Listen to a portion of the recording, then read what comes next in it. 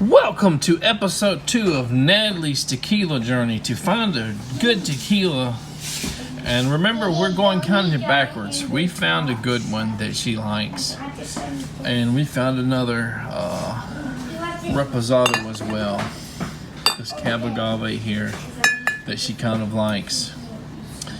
But how do you take someone that loves, rums and maybe a few vodkas and some good, very good flavored bourbons, and get them to like some sort of tequila? Is there a tequila for everyone? So as you guys know, I pulled the wrong bottle there. As you guys know, we did find kind of like an ultimate good, somebody that likes whiskey, bourbon, aged rum.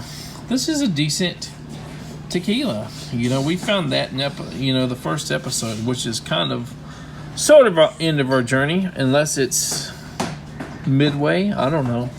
Maybe we'll have some other stuff we try later on. But that guy is like a $50 bottle. So we tried Jose Cuervo and probably 8 or 10 other types here. I tried in 2 different liquor stores probably another 15 or 20 types of tequilas, kind of knowing what Natalie was kind of looking for if she was going to drink tequila at all. We tried the Lunazol. She didn't like that. We tried Mi Campo. We tried Mi Campo Reposado.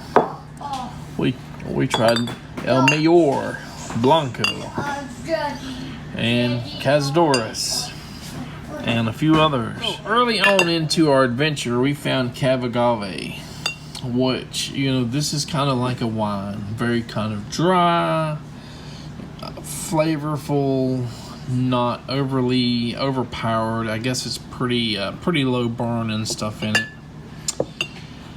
But I was reading reviews on the anejo, and they said there's a lot of flavorings and stuff in it. So I didn't go for that on the second round. So she kind of liked that one. Okay. And we went looking for stuff like Cazadores and, Cazadores, I should say. Not Cazadores. But I put my trust in one of the, or a few of the employees at one of the liquor stores. This is like raved and ranted. Everybody loves this supposedly. Espanita tequila, anejo, however you like to pronounce it. I'm sure Americans say anejo, but anejo. 100% agave, artisanal blend, which means small batch, I guess. You kind of traditional, and it's got a kind of a really tall, bottle, kind of artsy. This was supposed to be based on what I told other people that maybe Natalie would like. Oh my God. On the nose, you can kind of get a little bit of that sourness. Is it citrus? But if you open the cork, which is not a real cork, it's like a plasticky fake cork, leave it out for 2 or 3 seconds and sniff again, and it's scotch smoke, smokiness from like a scotch. How do I know it tastes like scotch? If you've been looking since like episode 1, you know that I had a cheap bottle of scotch that I've had for like 8 years here. There's a certain amount of smokiness to this that I've never tasted in any other bourbons or aged rums or anything. It's like, I guess, I don't know if they call that the peatiness, but it's just such a high level of smokiness. It's like if you smoked a hot dog on like pine trees or something, in a fire, you probably would kind of get that taste in your hot dog or marshmallow or whatever. Now, some people probably like that smokiness. Some people love scotch. And this is a cheap one. Maybe if I went to, you know, $100, $200 bottle, it would be so much better. But what this tastes like is if you mix Cazadores with this cheap scotch, that's what this Espanita tastes like to me. So, needless to say, mixing these two together, that she doesn't like either one of them, is not what Natalie was going for. And this is close to a $50 bottle. So when I think about this flavor and smell, you know, on the nose and everything, like I said, I think about Cazadores. I even think about Jose Cuervo. And you know, Jose Cuervo ups that flavor, whether it's fake or whatever, by like, you know, 10 times. They're going for that. But your Blancos, like Mi Campo, and your Reposados, like Cava Agave, do not really have that flavor. You know, El Mayor, you know, that's nothing like that. That said, maybe most tequila drinkers like this flavor. You know, I like the herbalness, the kind of the natural flavors of Mi Campo. I like the pepperiness of that, and Lunazol. And for like a frozen margarita, so far, this El Mayor has been one of the best, I think, for that I've tried. I haven't tried frozen margaritas and everything, but you're not really supposed to put a reposado or anejo or extra anejo in a margarita. Not margarita. So I wonder if we can get Natalie to try just a little sip of this on camera for you guys. Let's see. All right, we got the Espanita. Just a tiny bit. Tell us what's so bad about this.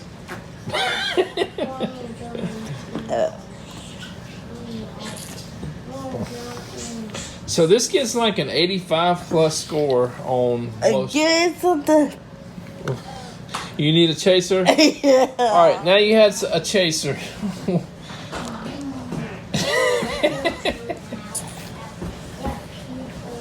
So does that taste like a $50 bottle or something to you? No.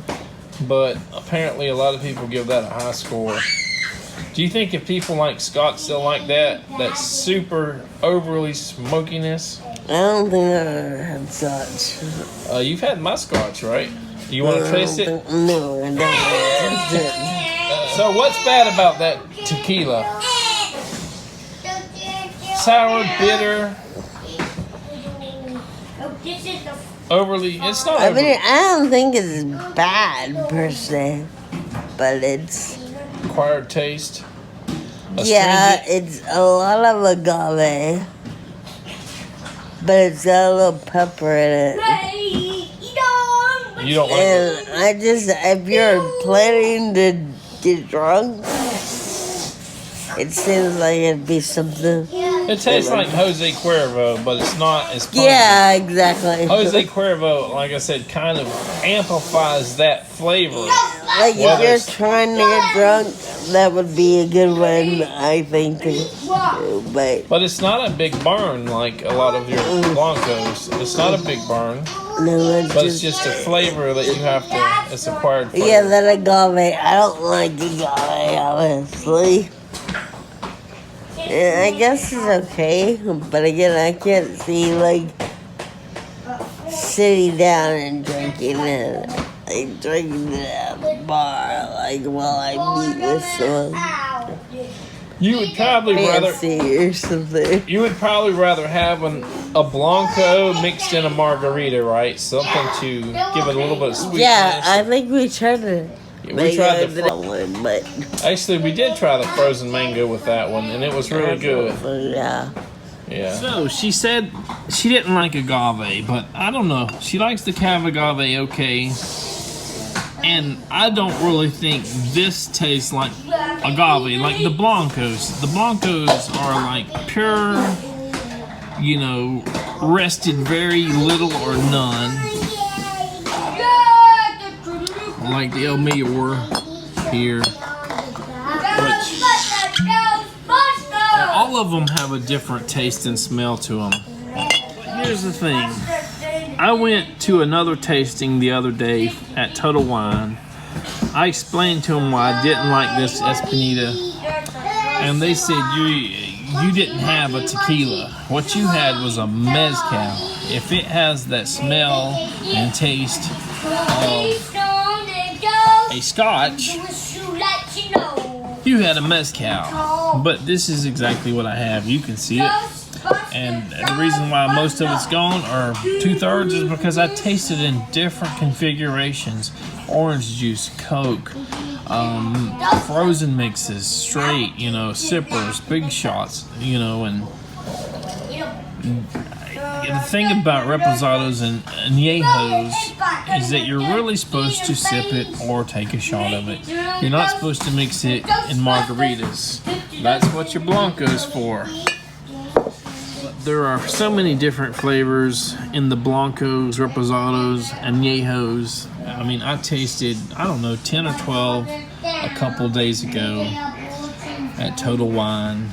And they're all over the place in flavor. None of them really tasted the same, and for the price, I think this is a little sweet.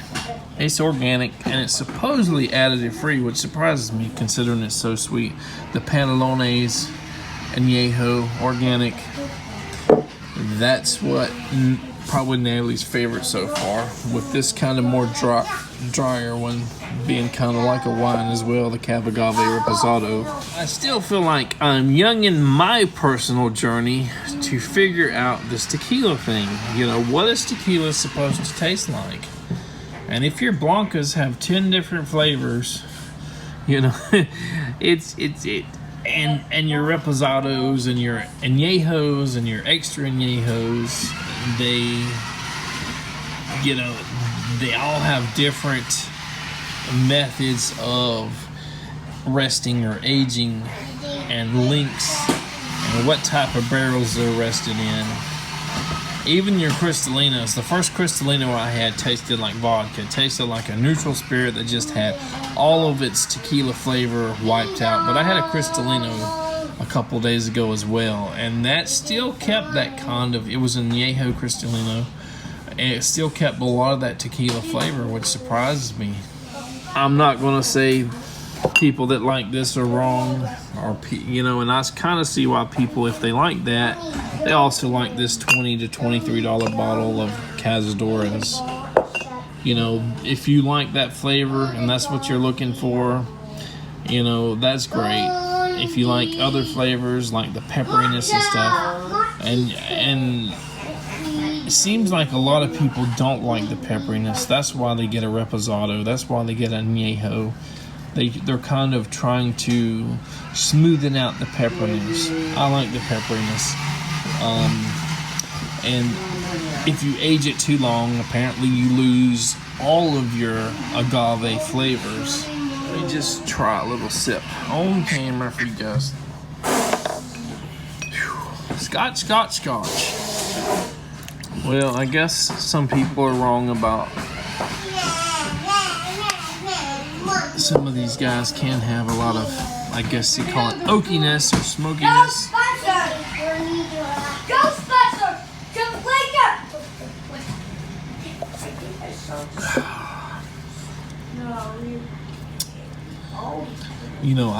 I see why people like everything past a Blanco, but I also see why people like a Blanco. You're trying to smooth everything out and make it easier to sip, easier to drink. And Cazadores, $23 a bottle, does a pretty good job of making it smooth, even though it's kind of diffuser made or post diffuser.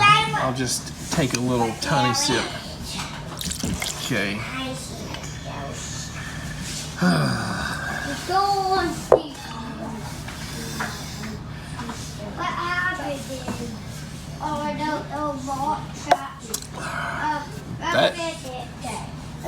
That may even be just a tad smoother than the Espanito. So maybe we have to rethink if it's diffuser made, it's bad. You know, each brand, each type, you know, whether it's additive free or not. The biggest argument is that alcohol isn't good for you no matter what.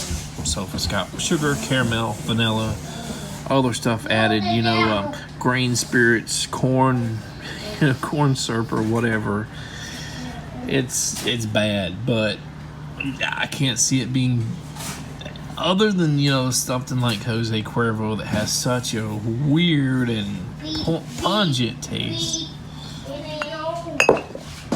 So for Natalie, these are the winners so far. Can we introduce something, you know, maybe next month that's going to be a little better or equal to one or the other? I guess you'll just have to keep watching and see what Natalie thinks. Don't forget to like this video and subscribe to our channel. Take care, guys. Bye.